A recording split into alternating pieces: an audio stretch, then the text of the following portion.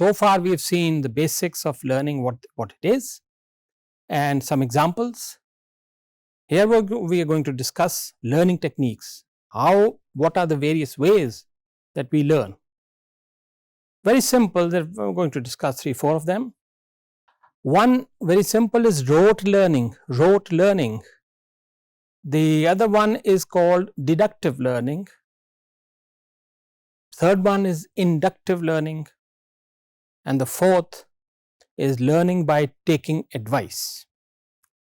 The word rote learning, in local language, it's called ratta. Okay, what exactly is it? In rote learning, there is no prior knowledge. We cram things. Okay, so when a computer stores a piece of data, it is performing in an elementary form of learning. Okay, that is this act of storage presumably allows the program to perform better in future.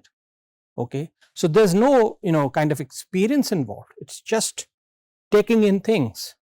As I said, rote learning is learning by heart. That's what it means. So examples of correct behavior in this case are stored, and when a new situation arises, it is matched with the learnt examples. Okay, so you have a set of correct behavior that you've stored in your mind, in the computers, and when a new situation arises, that situation is matched with the learnt examples, and that's how you correlate the two. So the values are stored so that they are not recomputed again later on. One of the easiest or the earliest game playing programs is the checkers program. Okay, this program learned to play checkers well enough to beat its creators, the designers. You can see that on the screen. We're not going to discuss how it works, but just to give you an idea what it is. So moving on from rote learning, which is kind of static data that is induced into us. Okay, we learn without experience, without thinking, and that is what happens in the database or the knowledge base. The second type is deductive learning. Now remember, we've discussed reasoning mechanisms. So like deductive reasoning, there's something called deductive learning. It works on existing facts and knowledge and deduces, infers, okay, comes up with new knowledge from old or existing knowledge. So let's see an example. Let's assume that you are given something A equals B and B equals C. Then very simply, because if we are so used to it, we can deduce, we can deduct, we can infer with a lot of confidence that given these two, C equals A or A equals C. Okay, this is very straightforward. Now one can argue that deductive learning does not generate new knowledge at all, okay, which we presume it does, but it's not generating new knowledge. All it is doing is it's simply memorizing the logical consequences of what is already known. Okay, so you know that A equals B and B equals C, so this is known, and then you can actually remember that these are dependent on each other and you infer new information, so to speak. However, it also implies that virtually all mathematical research would not be classified as learning new things. They're already there. All you're doing is you are trying to connect them together. That's what we call as learning new things. So I better be careful with the mathematical community here. This is of course new knowledge. Now regardless of whether this is termed as new knowledge or not, it certainly makes sense. The reasoning system becomes more efficient. Okay, so you know how to move between that information and conclude the result.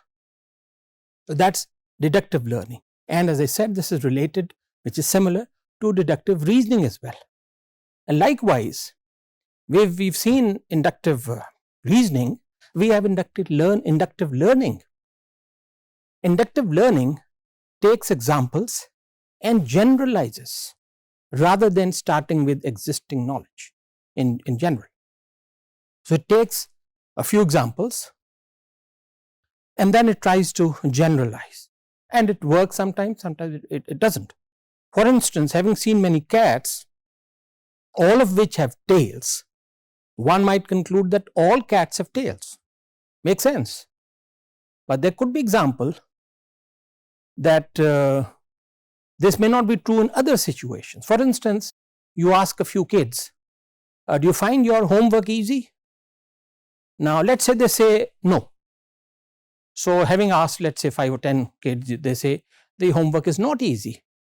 Can you generalize by saying homework is not easy? You have got a small sample and you are trying to generalize. Likewise, if they say it's difficult, it's not difficult, can you generalize the other way around? So gives you an idea what we mean, but the conclusion cannot always be exactly correct, as in the case of deductive learning. So in general, some people say this is an unsound step of reasoning. However, it would be impossible to function without using induction or generalization to some extent. In any case, it can be improved by increasing the sample data, as I said.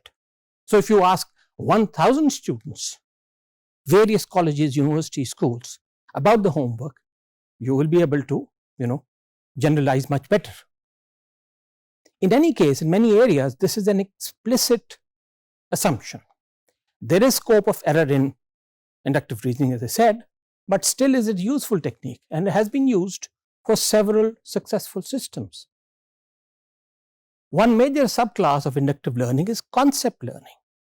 This takes examples of concepts and tries to build a general description of the concept. Very often the examples are described using attribute value pairs, attribute, characteristics and value, value pairs. We try to come up an example for you. Look at the table. So you've got several columns. The column says herring, cat, dog, cod and whale. And on the other side, the rows we have swimming, has fins. Remember, those fins are like small little things on which the fish, they move around. Their wings, so to speak, has lungs and is a fish. Now if you look at this entire diagram, you may be able to infer some generalizations. For instance, there are many ways of generalization, of course, but one is to differentiate between fish and non-fish. And the simplest description possibly is one of them, is that a fish is something that does not have lungs. Now apparently there is no other suitable attribute that would serve to differentiate the fish. The point is, given a small subset of characteristics, we can generalize a few things. However, that generalization may not always be true. The two most common reasoning algorithms used for this are called Virgin spaces and ID3, which is iterative dichotomizer. Just a reference, I am not going to discuss it. That's out of scope for this. Okay, now learning by taking advice. So you have rote learning, you have deductive learning, you have inductive learning, and then finally you have learning by taking advice. Easiest and simplest way of learning. Okay. So for instance, a programmer writes a program to give it some instructions to the computer to perform a certain task. And once it is learned, that is, it has been programmed correctly, the system will be able to do new things. And of course, you can use several sources for taking advice in general, okay, like humans, internet. However, you need to be very clear on the source of the knowledge that you're taking in. This type of knowledge has a more necessity of inference than rote learning. As the stored knowledge in the knowledge base gets transformed into an operational form, the reliability of the knowledge source, as I said, becomes important. We need to be very careful on what we are using as our source. So these are the few examples of types of learning. I hope you've enjoyed it. We'll see you next time.